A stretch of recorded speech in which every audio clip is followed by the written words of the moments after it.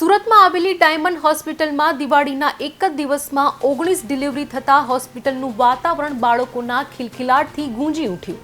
19 ડિલિવરીમાં 10 દીકરી અને 9 દીકરાનો જન્મ થયો। બાળકો બાળકીઓના જન્મ થતા હોસ્પિટલના સ્ટાફ તેમજ દંપતીઓમાં હર્ષનું મોજું ફરી વળ્યું છે।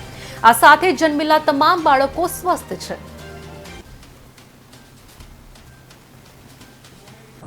મારું નામ ડૉક્ટર કલ્પના પટેલ। હું છેલ્લા 6.5 વર્ષથી ફૂલ ટાઈમ ગાયનેકોલોજીસ્ટ તરીકે આપણે ડાયમંડ હોસ્પિટલમાં કામ કરું છું। કાલે દિવાળીના દિવસે આપણે હોસ્પિટલ ખાતે 19 ડિલિવરીઓ થઈ છે, જેમાં 10 છોકરીઓ છે અને 9 છોકરાઓ છે।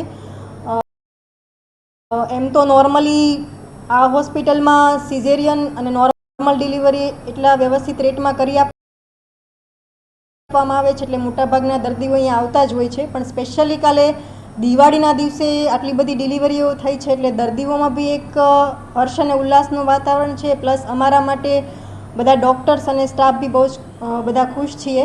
એમાં જેટલા બાળકોનો જન્મ થયો છે બધા એકદમ હેલ્ધી છે, કોઈને બી કાચની પેટીમાં રાખવાની જરૂર પડી નથી અને બધા દર્દીઓ બી અને મધર બધી એકદમ સ્ટેબલ છે। કેટલા બાળકો છે અને કેટલી બાળકીઓ? 10 છોકરીઓ છે અને 9 છોકરાઓ છે।